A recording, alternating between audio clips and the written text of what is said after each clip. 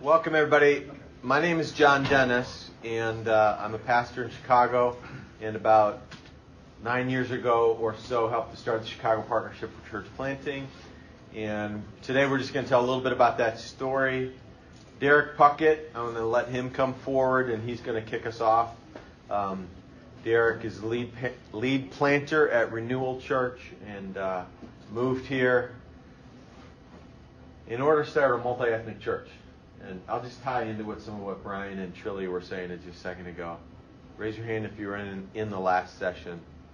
So part of what Brian is talking about and Trilly is talking about and the Apostle Paul is talking about is that the church is a tangible place to picture what's happened in redemption.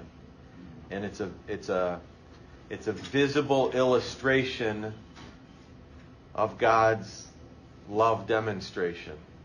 And so if the church is not building partnerships that cross race and ethnicity and socioeconomic barriers, then part of the picture is missing. So Derek moved here, grew up in Gary, moved around a little bit, but could see the Chicago skyline a bit from where he lived.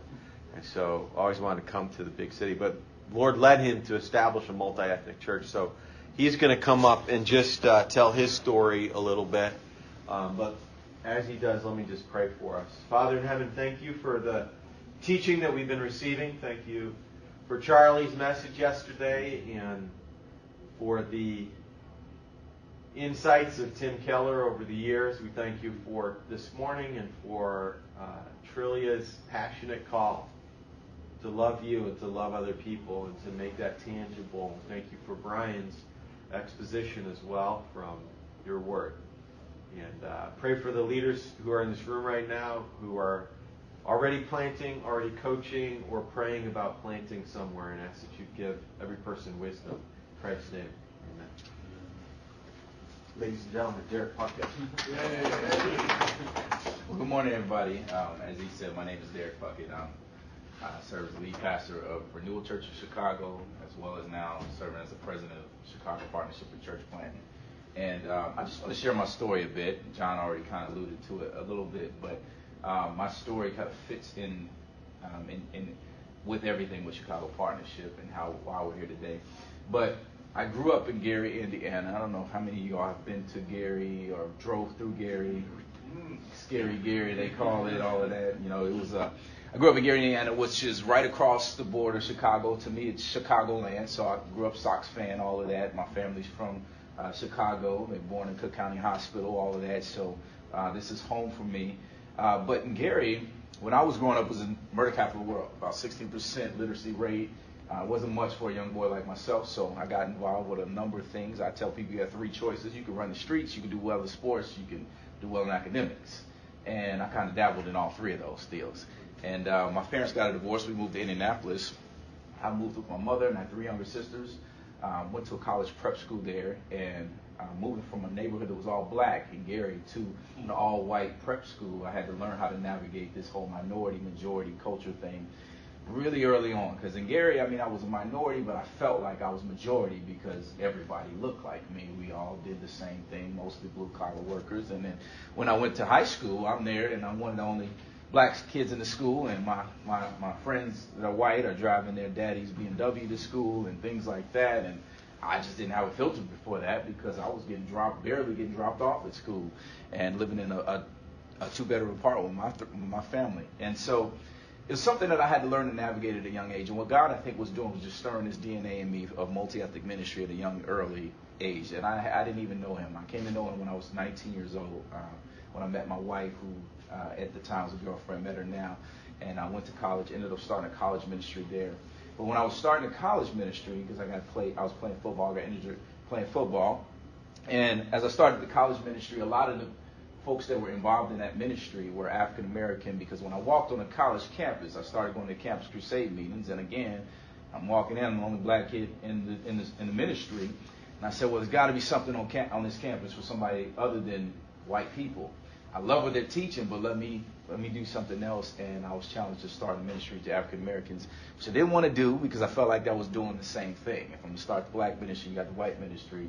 So we started it and tried to combine the two by God's grace. years later, it's over 200 students in that ministry 12 years later after I've been gone, and it's been an awesome thing to see the fruit from that ministry. The reason I tell you about that is a lot of the students were from the Gary, Chicago area. So as we're talking about what could we do here and dreaming about back home, the Chicago area just kept coming up. And went on staff at Campus Crusade after that and had a call into just pastoral ministry. I was kind of running away from it. I didn't want to be a pastor. Like, I don't want anything to do with that. I didn't like the idolization of pastor, and I felt like there was no discipleship happening, all these different things. And I was challenged by a brother of mine in Indianapolis to start a church plant. And I didn't know black people did church plants. I was like, I've never heard of that. We go take over a new church or something like that, but we don't do church planting. I went to school to get a degree, to get a job, not to go start and raise money.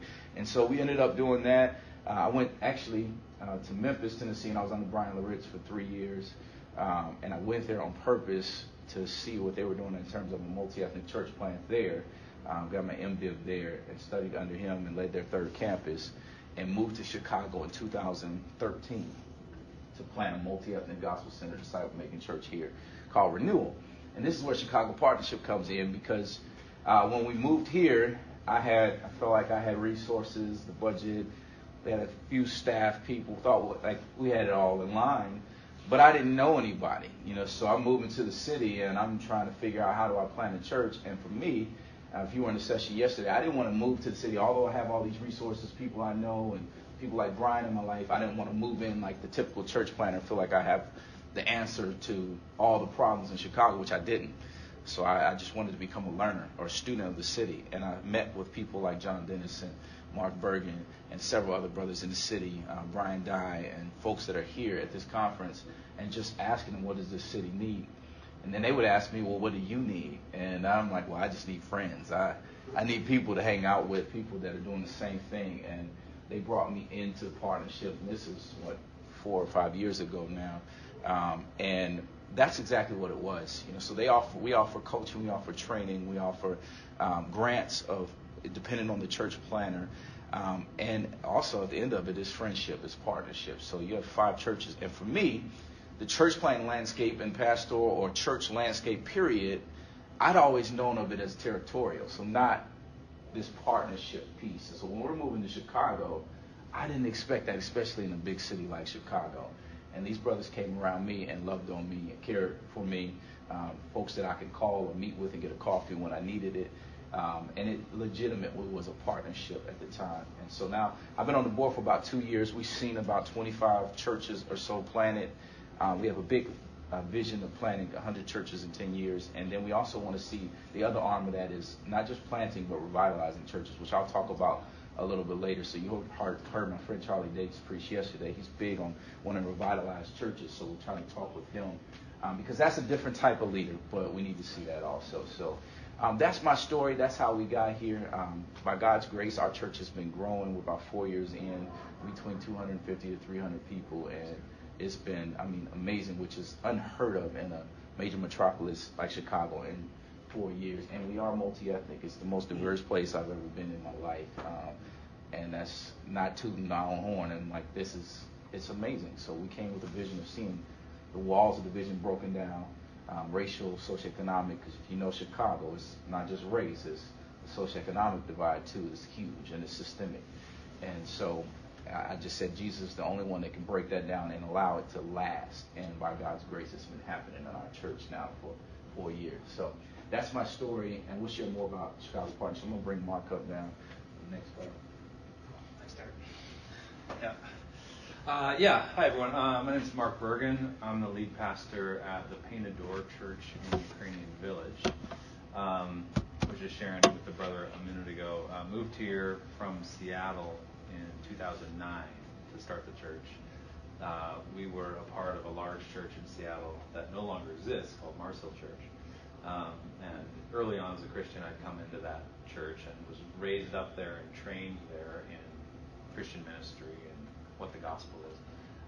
But what was really lacking there was the kind of collaborative spirit that Derek alluded to. So I remember being struck by that when I arrived in Chicago, that there was this solidarity among the various various pastors and ministers throughout the city, and really a desire to increase that. So when I got here, it was largely pastors and ministry leaders in a certain section of Chicago, and the church planters that we were working with were largely confined to the north side of Chicago. But there was desire and angst to change that. And so some of those early Gospel Coalition events here in the city, as the Chicago Partnership for Church Planting started to develop, we would get a map out of the city and have people put post-it notes of where it was that they were ministering, and which people groups that they were longing to plant churches among. And you could see the desire for the partnership to grow and move west and move south. The whole city of Chicago began to work together, which was a marked change from my experience in Seattle. Sometimes you can get so focused on your little ministry and your little church movement that you lose sight that your church is way too small. Even Mars Hill, way too small, right, to actually reach and care for a whole city or a whole region.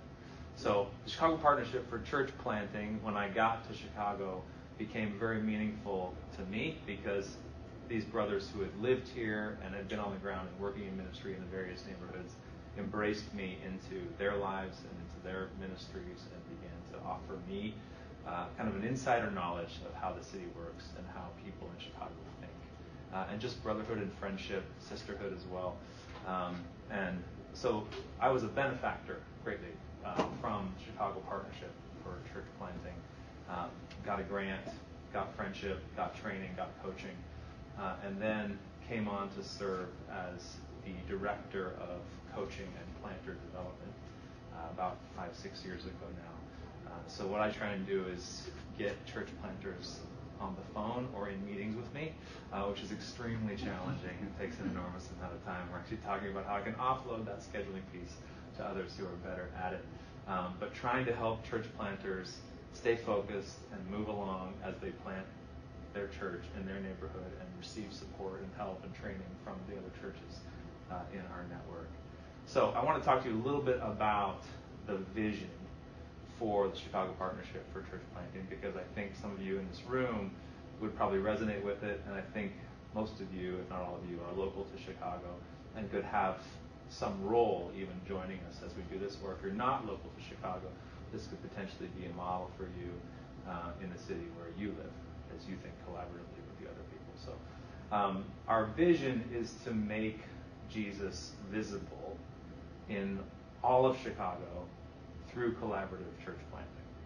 So I talked a little bit about that all of Chicago piece, that we were somewhat confined to the neighborhoods where we happened to live and minister when we began, but as we've reached out, as we've sought to learn from others, as the partnership has grown, there is an increasing realization of that vision to make Jesus visible in all of Chicago, in every neighborhood of Chicago through collaborative church planting. And I want to tell you a quick story to maybe illustrate what that means.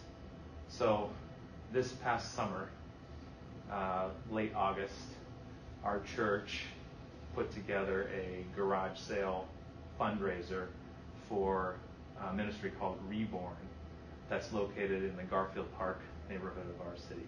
Our church, as I mentioned, is located in Ukrainian Village.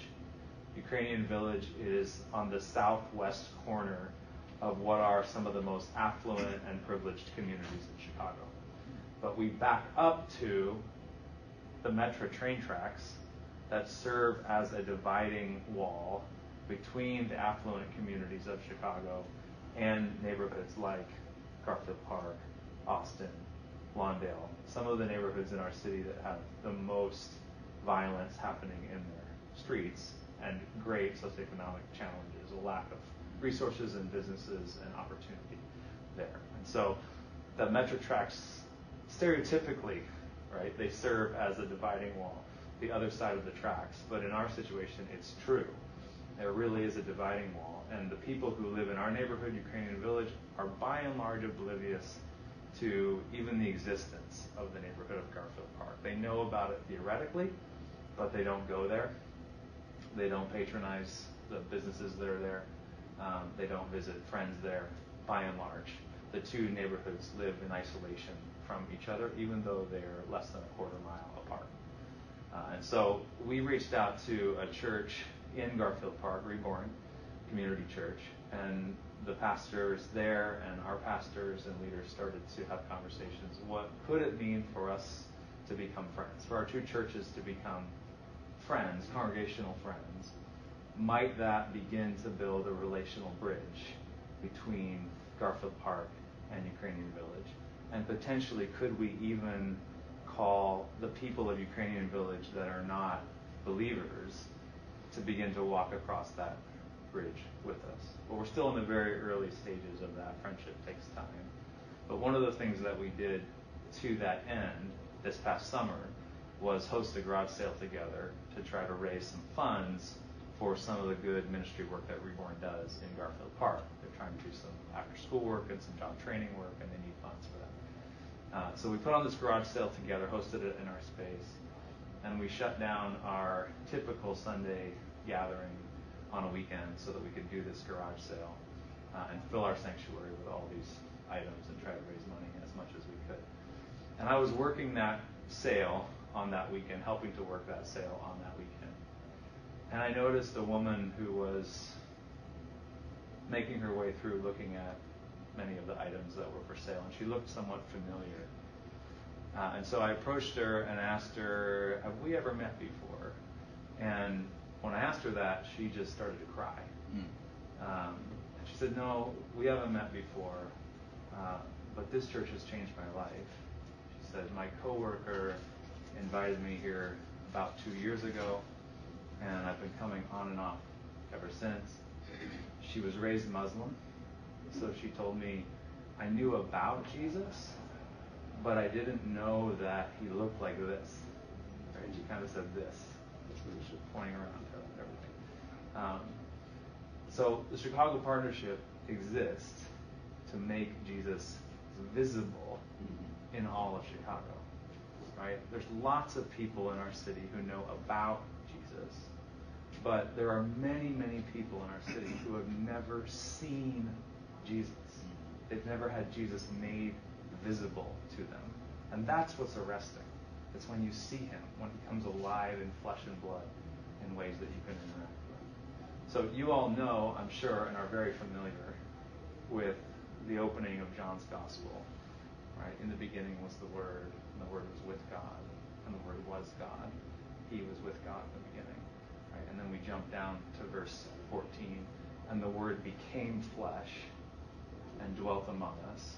Right? God makes himself visible through the person of Jesus so that we aren't left to our vain, feeble speculations about who God is. We can actually interact with God directly, have conversations with God, have dinner with God. Jesus moves in on our block, dwells with us. Right? And that's really John's point there, because then he says in verse 18, no one has ever seen God, but the only God who is at the Father's side, he has made him known. Right? The incarnation makes the unknowable God visible and tangible to us. And that's John's gospel account of God making himself visible through Jesus.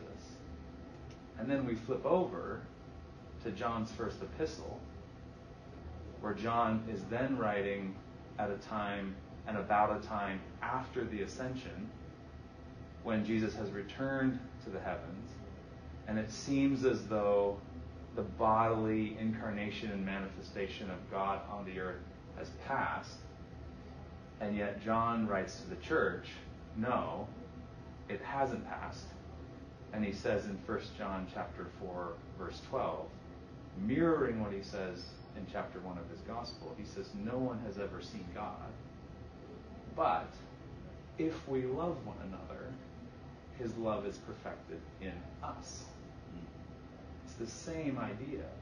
In his gospel account, he says God makes himself known through the flesh and blood reality of Christ with us, the incarnation of Christ. In his epistle to the church, he says no one has ever seen God, but we manifest him. We make him visible as we love one another. Right? As people in Ukrainian Village and people in Garfield Park learn to love one another, Learn to love one another in ways that the world can't do and is baffled by. All the things that we've been talking about in this conference. Jesus actually becomes visible. So that's why we exist, to make him visible in that way in every neighborhood of Chicago. That woman that I mentioned, I'm actually meeting with her this afternoon at 4 o'clock to walk through her testimony. She's going to get baptized in 9 days on Sunday in our church. So that's why we're here, for story upon story like that, of people seeing Jesus and savoring him, coming to know him. So with that, I'm going to invite John to come and share a little more about the history of our partnership and what we're about. Let's welcome John Dennis back.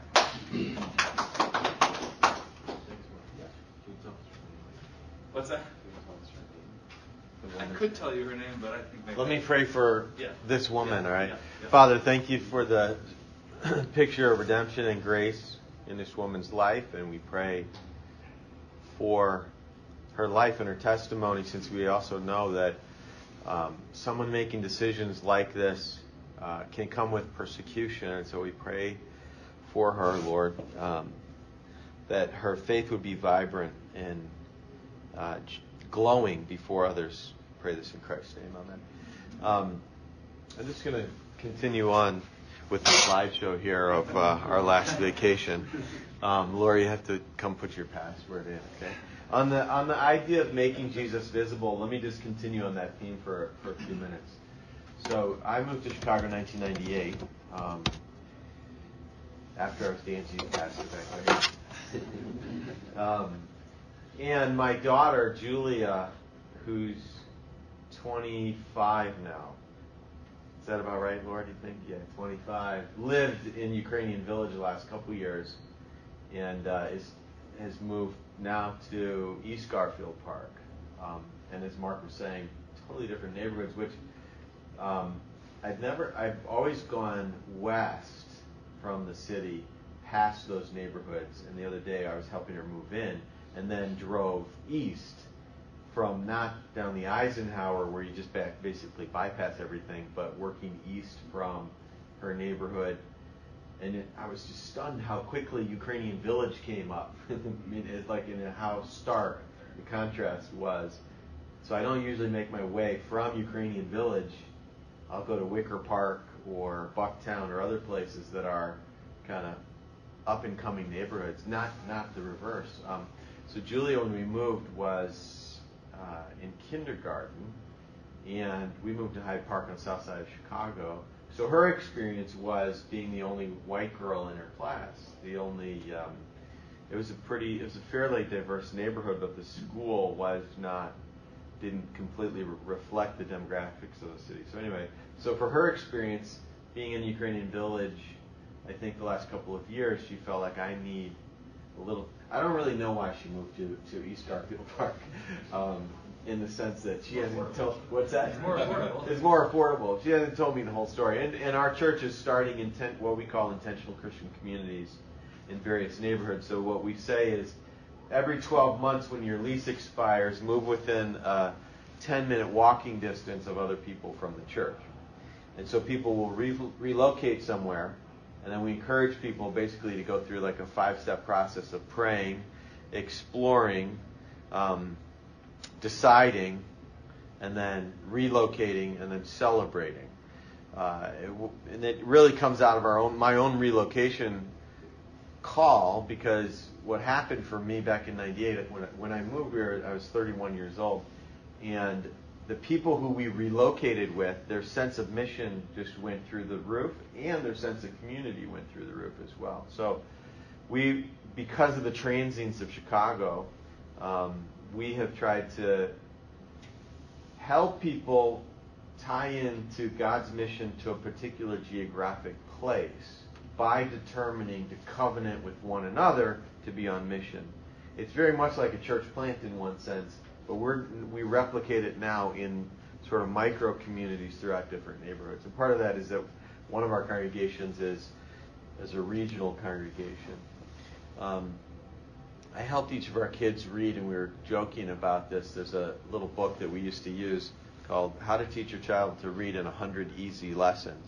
And so I started working with them like when they were 3 or 4, and Julia she started reading when she was like 3.5. She was one of the. I was teaching the other kids, and then realized, wow, she's starting to already learn how to read. And the way the book works is you just sort of sound out 2 sounds, and then there's a big picture, and then you turn the page. And anyway, you get about halfway through, and the words have gotten smaller, but there's more on the page, and the picture gets a little bit smaller as well, and you just kind of keep flipping through, and you learn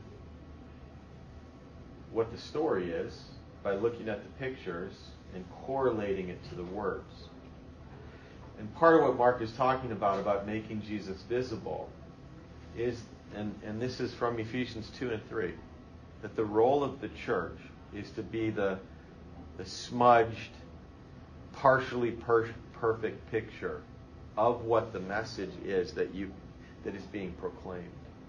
So what Paul says in chapter 3 of Ephesians is that he has been given the privilege of preaching the unsearchable riches of Christ, but then he says that the other half of his job description is that through the church, people might see or come to light the unsearchable riches of God. And so part of what Mark was just sharing in this little story is that this woman is seeing how within community it testifies to the truthfulness of the gospel. It's what Francis Schaeffer used to call making the invisible God visible through community as well. That there is a tangibleness that doesn't completely compute if it's only verbal. And so it needs to be seen as well. So our vision is to make Jesus visible in every neighborhood of Chicago. Derek has said there's about 8 churches that are sort of at the core, but when we do an event, there's about 150 different leaders that will come to be a part of what we're doing, and at various times will participate. As Derek has said, we've planted about 25 churches in the last 9 years or so. What we're trying to do is move from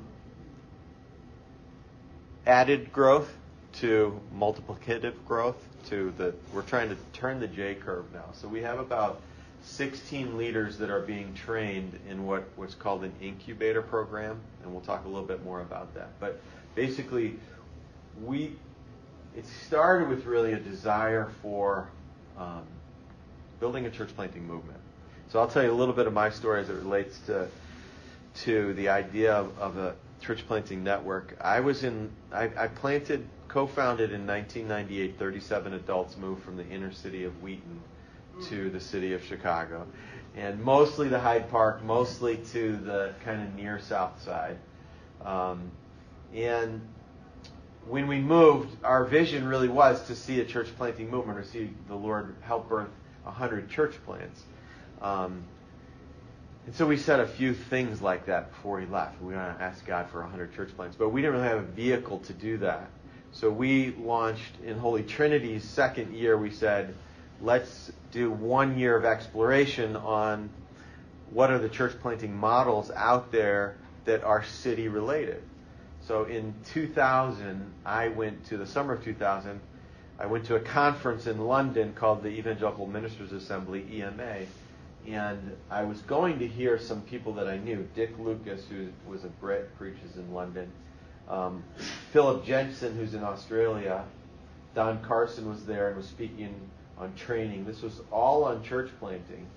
And there was someone I'd never heard of named Tim Keller who was also going to speak, which was sort of bizarre because I did meet him at that time, and he's like, what are you guys doing here? Because there was no other Americans in this group. He's like, how did you find out about this?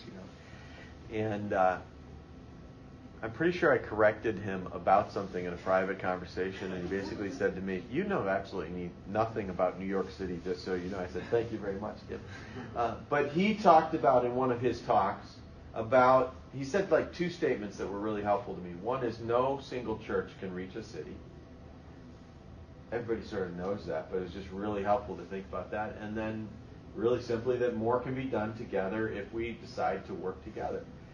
And he has modeled, Tim has, I think, a spirit of collaborative generosity in his demeanor. And if you think about historically what has happened in the planting of churches, kind of moving from the East Coast to the West Coast, denominations would move in and then do first this, second this, third this. And essentially, cities became kind of the microcosm of denominational non-collaboration. And that was starting to happen in Chicago to some degree. And we were saying in the early days, even before Chicago Partnership started, how can we build this kind of generous culture? And so we started saying, how can we meet every church planter that's parachuting in and begin building a relationship with them? And there were various people planting in the city. Southern Baptists were planting, Acts 29 was planting, but there wasn't really anything that was trans-denominational. So there's a diagram that we sometimes use that you could call a daisy diagram. And if you think of every petal, it is a tribe, so to speak. Acts 29, Southern Baptists, the Presbyterians. At the center, kind of convening all of those, is the idea of a trans-denominational network or a group of people that say, let's be collaborative together. So probably 9 or 10 years ago, some of Acts 29 in the Midwest region was thinking about doing Midwest events, and people are doing, and we said, well, let's just band together with a few leaders across some tribes and do some events together rather than having 5 events in the city for various things. Let's just do one together. And so I think God put on my heart the desire to see something trans-denominational happen, and so I would talk to people about it, and then other people would find me and say, so-and-so told me to talk to you. So that happened on 2 occasions with 2 of the larger churches in the city of Chicago. One is Park Community Church, and the other one is Moody. Someone from Moody said, someone told me I was supposed to talk to you. That was at that time Hutz Hertzberg, who's the executive pastor of Moody Church back in the day, and he said he wrote his doctoral dissertation, his PhD, on church planting. What are the successful characteristics of church planters? So I sat down with him, and then the person from Park Community Church is a guy named Scott Clifton, and Scott was, at the time, he wasn't really functioning as an executive pastor, but he had some responsibility for the direction of the church, and Park was in the middle of a capital campaign to raise a significant amount of money, and the Lord was blessing them. And they determined to give 10% of their funds to some things that really move initiatives forward in the city. And so Scott and I had a coffee, and we were talking, and I draw things on napkins, so I had drawn the vision on this napkin, and we were looking at it. And he had drawn kind of a picture of something that he was interested in on a napkin as well. And I said, if you could take 10% of the funds, just to let you know, it was $9.6 million was the total campaign. So we're talking about $960,000. I said to him, if you could take your $960,000, which of these 2 napkins would you put it in? He's like, oh, for sure, yours. It's like, okay, that sounds good. We shook hands, and he signed on the dotted line. Now, what was happening there was, this is a smaller church. When I was talking to him, Holy Trinity probably had like 200 people or something like that.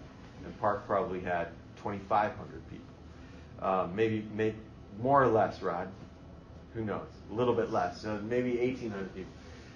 Sometimes smaller churches can start networks in cities because there's no sense of competition. What happens sometimes, and Bill Hybels is the one who's made this observation, is that when large churches say, let's start something together, everybody feels like, oh, we're just going to be a part of your program. When smaller churches say, let's start something, then sometimes large churches will say, yeah, we'll come alongside you and let you lead the way. And so what I think we had was more vision and strategy, and they had some vision but not a very clear strategy on how to accomplish something. So I think it was about 2008, Darren Patrick came to town from St. Louis, who was he was the vice president of Acts 29 at that time, and kicked off with one of our first huddles, is what we called them at that time. And we kind of ran from there, and we did 3 main things back in the beginning. This is sort of history and structure: coaching, catalytic events, and collaborative planting. So what we said is, if we can get on the catalytic event side of it, we can just get a bunch of people in a room. We can look for the church planters that might be present in the room. And so, say having Derek come to town, who did I just say? Darren, not Derek, Darren. Having Darren come to town brought a whole bunch of leaders together, and then we were able to look around the room and say, okay, how can we build partnerships among some of these leaders?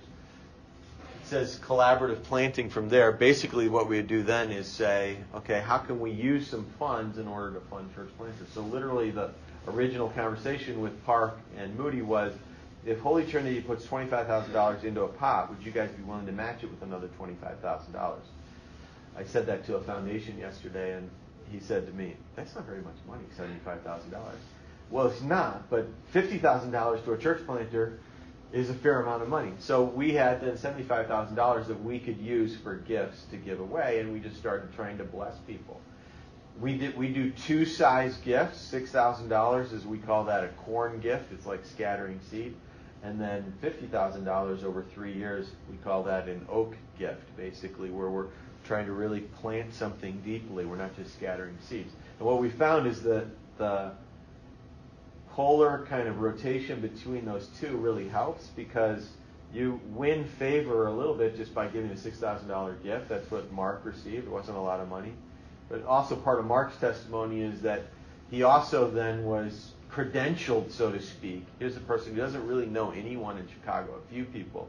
But Park says, we give our stamp of approval to this guy. Moody says we do as well. And then Mark really is actually given the chance to go to those churches and use them as a fishing pool and recruit leaders from some of those places. So when Derek's church was started, a little bit afterwards, one of the music leaders from our Hyde Park congregation came and joined their church, and so we're giving leaders. So some of our leaders will go around in the collaborative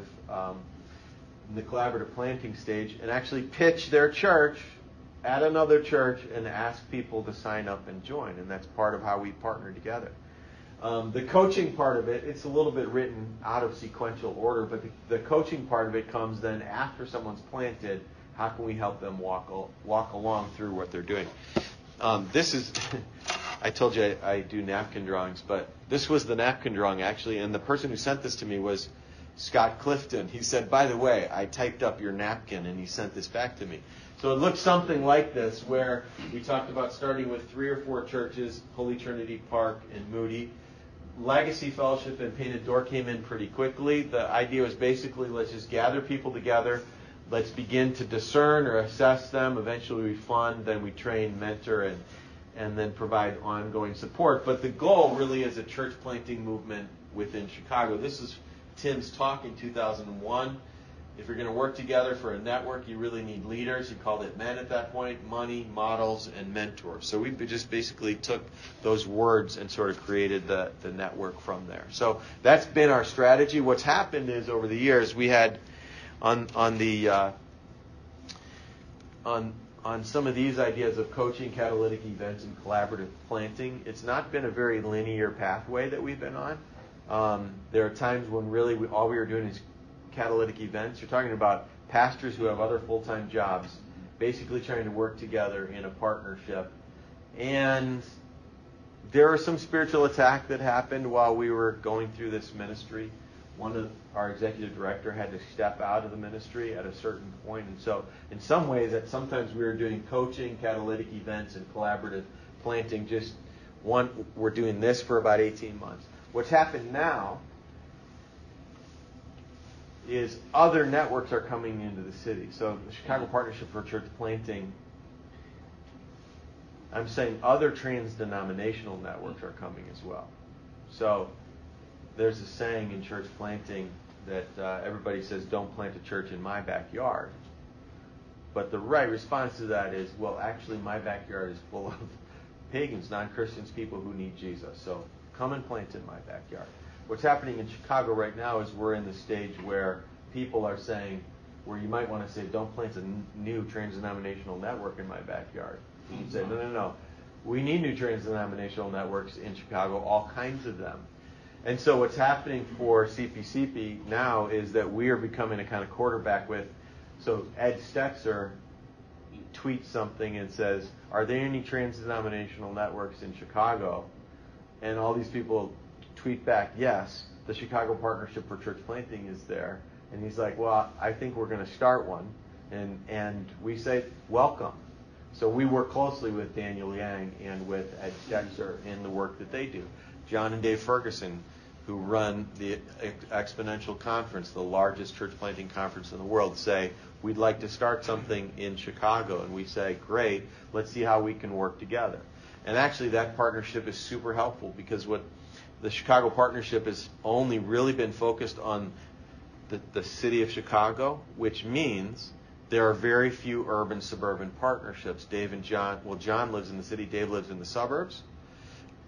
Obviously, Dave is super connected, so we're building now smaller networks that are multi-ethnic networks. One's called the Thirst Network, one's called the Skybox Network, that are all part of actually new thing in a partnership with Chicago Partnership for Church Planting. So what's happening now is I think we're in about stage 3.5 of 5, where we're moving from just having people planting stage 1 to a network beginning to accelerate and have maturity to having multiple networks within the city. And that's why we're asking the Lord to bring us on this kind of J-curve of multiple churches being planted. The number of churches that, if you combine Dave and John's vision, the vision of Daniel Yang and others, we're talking about 300 churches that we're asking the Lord for in the next 10 years or so. I'm just going to pause right there and see if anybody has any questions that they want to ask at this moment. I've done a little bit on, we've heard on the why a little bit. I've done some of the history in our story. Any questions at the moment? Yeah. Right off what you're saying, yeah. John, what are some of the uniquenesses between those 3 networks? Yeah. Let me do it this way. You know, I didn't mention 2 other networks. So Neapolis is another network that I lead, and then City to City is also in the city of Chicago. So here's one way to think of it. City to City's great strength is they're like a hospital, and they help give birth to the church. So they're great on content and training, but they're not a relational network.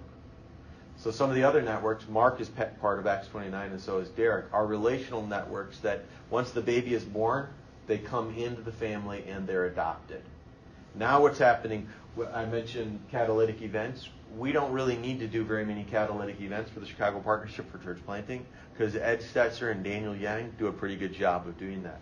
And they'll bring now, say, 250 or 300 leaders together, and all we do is give a little announcement. And so we then begin focusing just a little bit more on collaborative planting. How do we fund people? So city to city, training and content.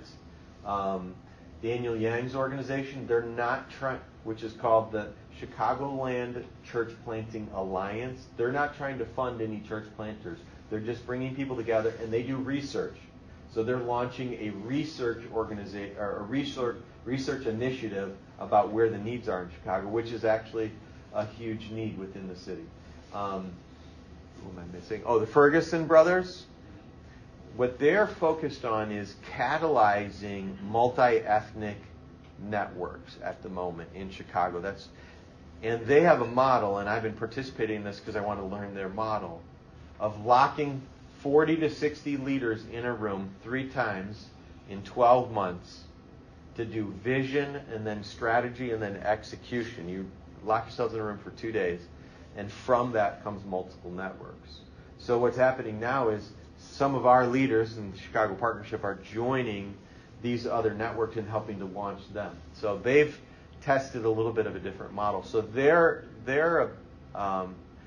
key right now in some ways is helping to multiply smaller multi-ethnic networks that will provide urban and suburban partnerships. So that's kind of their uniqueness at the moment. So Tim Keller talks about building a gospel ecosystem. It's almost as if one is being built now, and it's kind of confusing. Like, who are all the players?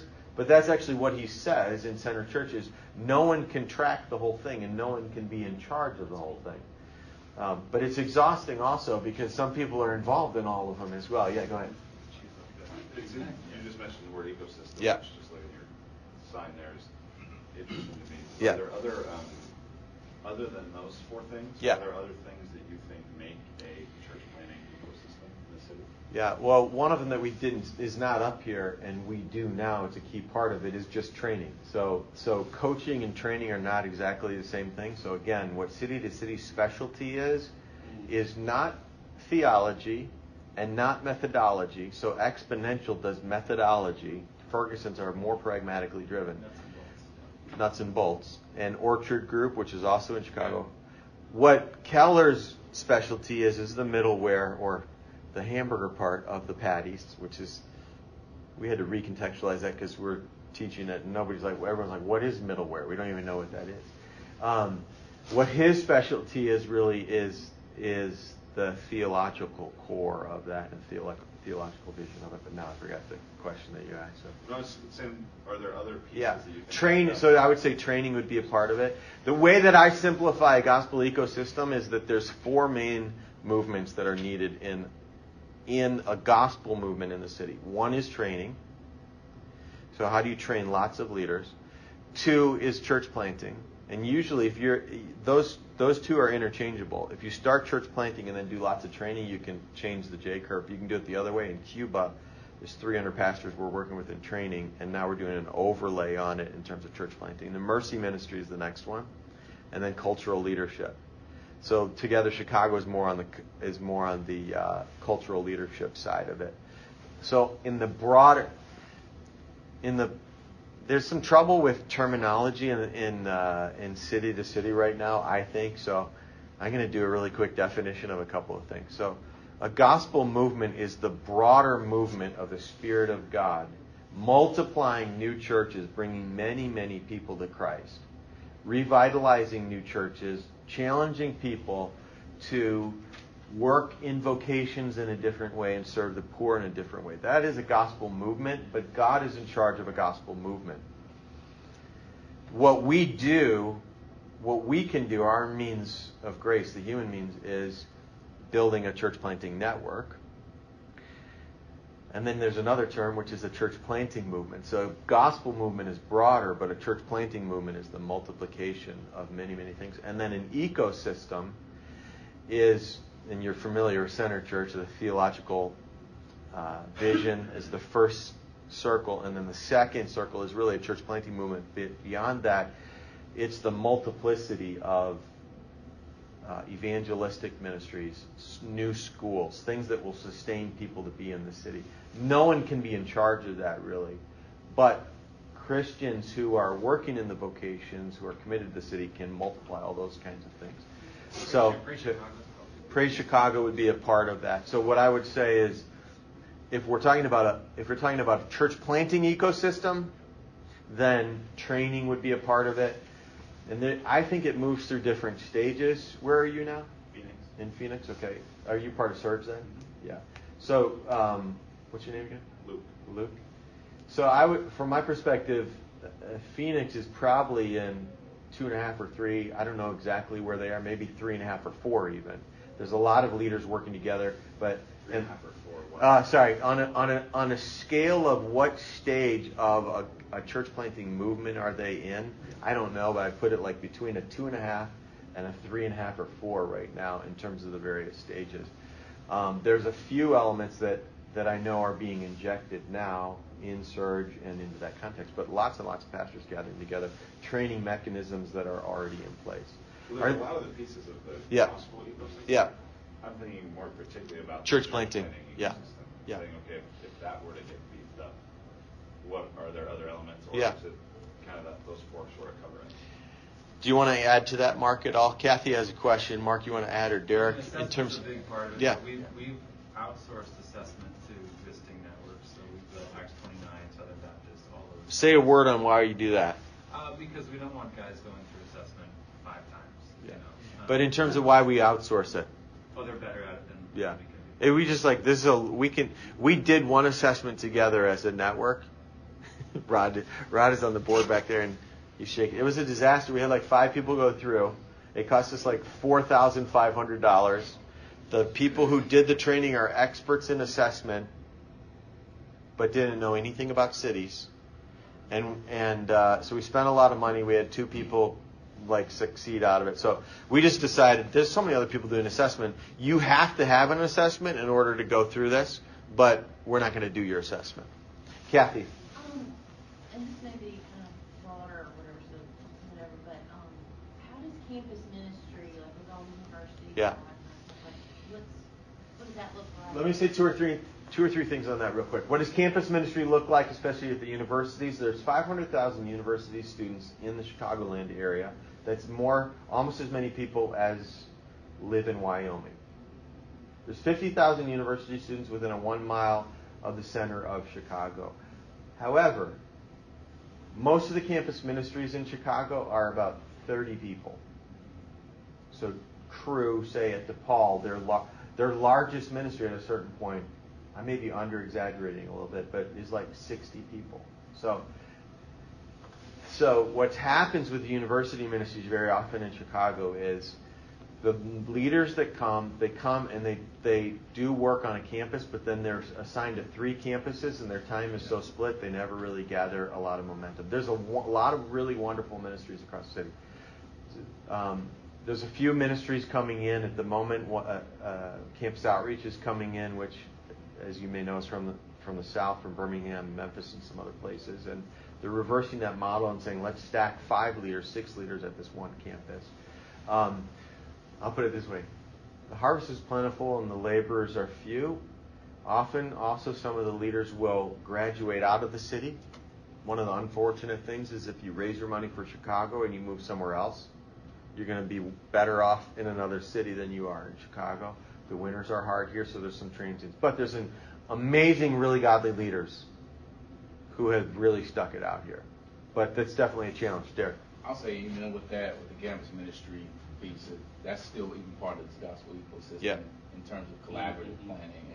And so he's talking about campus outreach. There's a guy, his name is Tony Dimon. He works at our church and at his church too. So we're getting 6 full-time staff right now that are partnering between our 2 churches, but their vision is to bring another 25, 30 leaders over the year. So it actually is an example of us appreciating each other, trusting each other. Yeah. Well, can I also just jump in? I went to Anglican Church. Yeah, you guys do a partnership. We're doing a new Chicago campus initiative in partnership with Cru in the city. Yep. In part of the Every Campus initiative, which is in partnership between University and Cru, do church plants, not just Cru or University things together. Starting in 2019, I'm going to start with 20 fellows and then 40 fellows years after that. And I want to invite other people to it so I can tell you more about it. So the website's going up like in 2 days. In 2 days, his website will be up. So it's another good example of a parachurch, church-based campus ministry model. It says I'm a church and Cru and University. He leads something called the Greenhouse. He works in the Greenhouse movement, and they're doing a really good partnership with Cru as well. Same is happening with Faith and Work, where there are partnerships between churches, where essentially Cru workers are giving themselves full-time to churches, but then they're doing work in the Faith and Work sphere as well. Any other questions or comments? We're going to close in just a second here. Dan and what's your name again? Eric. Hey, Eric. Go ahead, Dan. Just real quick, a lot of those networks seem to be headed by white guys. Yeah. How does that work in terms of becoming multi-ethnic? That's a great question. So a lot of those networks are headed by white guys. The Chicago Partnership for Church Planting is headed by an African-American leader. But I'll just say this about it. It's really, Derek's only been the president for 3 months, okay? But listen to this. So, sure, I could sit down with Ed Stetzer and Daniel Yang and have a collaborative conversation. It completely changes the game when Derek is sitting down with those guys. The intensity of their listening to him as a church planter in the city who's African American is totally different than the intensity that they want to listen to me. So I was really challenged when I was like, okay, when I was listening to Charlie, wow, I need to quit my job and go to Charlie's church. And I don't know where my wife was sitting because I needed to check and see if she was feeling the same thing or not. I'm teasing. But that kind of, it requires humility to raise up other leaders, right? Go ahead, Eric. Revitalization. Yeah. You were talking about that. Think about 4 or 5 different here's 4 or 5 different strategies. So one is church planting, one is replanting, one is revitalization. Here's 4, and then strengthening churches. So we really focused on church planting. The problem with revitalization is the reason why the church is in decline is because the leader is spiritually unhealthy. Mm-hmm. Sure. So unless you replace the leader, I'm using broad strokes, but if you don't replace the leader, the church will not revitalize. However, gospel-centered DNA training that is actually about somebody's spiritual life and a new understanding and recapturing the gospel can change that. So leadership training can affect all four of them. The most strategic kinds, though, are planting and replanting. That said, someone like Charlie is tired. He was gracious yesterday, but he would say, look, we don't need more churches. Let's stop planting churches. Because in the low-income neighborhoods, there are hundreds of churches. So we have a vision for, Derek is just going to say something. Think of this as the Chicago Renewal Initiative. Yeah. Derek's going to say something about that. Yeah, so we called it kind Stand of up, Derek. The Renewal Initiative in terms of, it's a different branch that we just kind of started with the Chicago Partnership, and it'll be in conjunction with Charlie Dates and some other guys too, because if you ride through Chicago, you see churches on every block basically in certain neighborhoods, and their storefronts, some of them are large churches, and they look like they may have a lot of people, but it may be 20 people inside the church. And to add to what John was saying, I was talking to Charlie, he said, you need three different things. You need a dynamic leader, you need dynamic worship, you need money. And those churches don't have that. So you need the collaborative partnership of people to come along, but you need somebody like a Charlie or somebody that's done it with the knowledge to be able to walk you through it. And what does it look like? Because that's a whole different ball game to come into a place. And you're not starting a new church and gathering people. You got people, you may have a building, you got to turn people around. And so it's like working with the Israelites in the wilderness, and instead of 11 days, it's 40 years. So it can be a different challenge, but if you have the right type of leadership, and it helps to have collaborative partnership come inside, because now you're not just hearing the leader's voice, but you're hearing people that are for the leader, and they're speaking into the institution too. So now they don't just hear the one guy, they can't gang up on the new leader. They have a band of other people that they invited inside to be able to speak into it too. So it's a different ball game, but it needs to happen. So for me, let me say one more thing. For like myself, church planner, 300 people or so, we don't have a building. So but you can see a church next door that's dying when I can partner and talk to somebody and sit in the meeting with them and figure out how we can bring the two together. They shut down, and now we're able to go forward in a new direction. It's almost like a passing of the time, but it's still a whole nother battle. But there has to be a heart to be able to collaborate and partner with one another. I feel like Charlie Gates has 100 churches of revitalization in his heart. Mm-hmm. That the Lord is at least 100. So he's revitalized Progressive Baptist Church. I feel like he has 100 more young leaders in his heart that he will train up.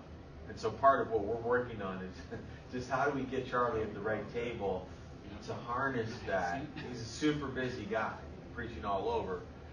But he trusts us. How do we sit down with him and say, how can we provide some infrastructure? And we don't care what the branding is. Right. We just want to see it happen in the city of Chicago because it will be super helpful. But those stories of revitalization are happening, and sometimes people are giving buildings away. Yeah. Right. So that is happening. And I'll be honest, it's tough. You see that a lot of the churches that are shut down, especially in Chicago, are African American or Latino. And there's no African American networks or Latino networks that have money to be able to do these things that we do. So there has to be a level of trust. If you hear Charlie preaching, there has to be a level of trust of, now I'm going to my white brother or sister, and are they claiming my ministry to be something else, or can they partner within that? So there's a lot there to be able to build, especially in the day and age like today. So. Do you guys know what Peter Cha Trinity's doing in North Chicago, in Waukegan? He's got a grant to research reaching young adults in about 15 churches. Cool. It's flowing out of Mosaic. Yeah, I'm familiar with Mosaic. I'm not familiar with the grant, but yeah. Thanks for being here, everybody. We got to close. Rod Penner, would you stand and close us in prayer, please? Yeah, Father, thanks for all those who came before us. We had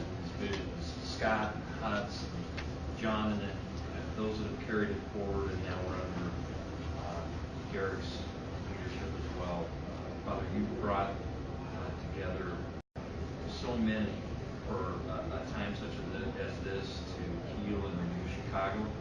And Lord, for all those who are attending this conference, may they go forward with a renewed spirit, with new ideas, new connections for their city. Lord, it's possible if we hold it loosely, we will grow it and change these cities. In your Son's name.